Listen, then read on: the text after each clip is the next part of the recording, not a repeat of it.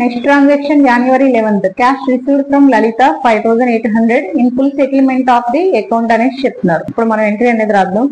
జనవరి 11th ఇక్కడ మనకి ఏముందంటే క్యాష్ రిసీవ్డ్ ఫ్రమ్ లలిత అనేసి ఉంది. కాబట్టి cash account debtor, cash receive చేసుకున్నాం అంటే డెబిట్ చేయాలి. కాబట్టి క్యాష్ అకౌంట్ డీటార్ అంటున్నారు. In full settlement of the account, మీ ఖాతాని ఏంటంటే పూర్తిగా పరిష్కరిస్తున్నాం అనేసి చెప్తున్నాం. Discount allowed account, account debtor. Account allowed అనేది మనం డెబిట్ లో తీసుకున్నాం. ఏ రూల్ ప్రకారం అంటే నామినల్ అకౌంట్ ప్రకారం డెబిట్ ఆల్ ఎక్స్పెన్స్ లాస్. ఆ రూల్ ప్రకారం డిస్కౌంట్ అలౌడ్ ని మనం డెబిట్ చేయడం జరిగింది. క్రెడిట్ లో మనం ఏం రాస్తామంటే టు లలిత అకౌంట్,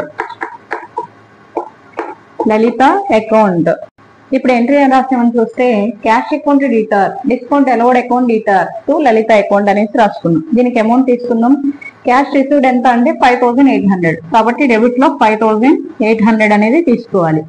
లలితకి సంబంధించి ఆల్రెడీ ఉన్న ట్రాన్సాక్షన్ ఇక్కడ గుడ్స్ సోల్డ్ టు లలిత అనేసి చెప్తున్నారు. ఎంత ఉందంటే 6000, కాబట్టి 6000 క్రెడిట్ లో తీసుకోవడం జరిగింది. 6000 నుంచి 5800 మైనస్ చేస్తే మనకి ఎంత వస్తుందంటే 200 వస్తుంది. దీన్ని ఏమంటామంటే డిస్కౌంట్ అలౌడ్ అనేసి చెప్తున్నాం. నేరేషన్ రాద్దాం. అంటే cash received from Lalitha after allowing a discount అనేసి చెప్తున్నాం.